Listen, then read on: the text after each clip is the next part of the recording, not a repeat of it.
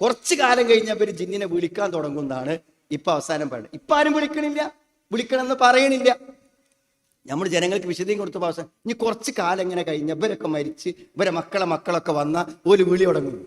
അതാണ് നമുക്കോട് പറയാനുള്ളത്. എന്താ മുജാഹിദ് പ്രസ്ഥാനത്തെ സംബന്ധിച്ചിടത്തോളം ഇസ്ലാമിക കൃത്യമായ പ്രമാണവും ആദർശ നിലപാടും. എന്താ നമ്മളെ ആദർശം നിങ്ങൾക്കറിയും?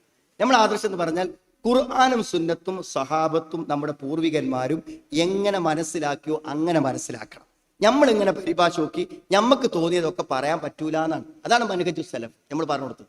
അതുകൊണ്ട് ഉറപ്പിച്ച് പറയുന്നു, നമ്മൾ വെല്ലുവിളിയോടെ പറയുന്നു, ഏതെങ്കിലും ഒരു ഘട്ടത്തിൽ ഏതെങ്കിലും തരത്തിലുള്ള ഒരു സഹായം സ്വഹാബത്തോ പ്രവാചകനോ പൂർവികന്മാരോ ജിന്നുകളോട് നടത്തിയിട്ടുണ്ടോ?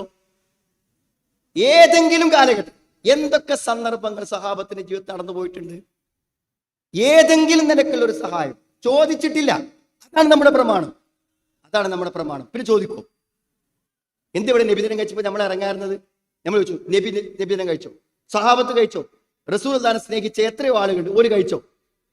നബിയോ സഹാബത്തോ ചെയ്യാത്ത ഒരു കാര്യം ഏതെങ്കിലും ഒരു മുജാഹിദ് ചെയ്യുമെന്ന് പറയുന്നതിൽ എന്താ അർത്ഥമാണ്? ഒരു നിലക്കും അങ്ങനെ സംഭവിക്കണില്ല.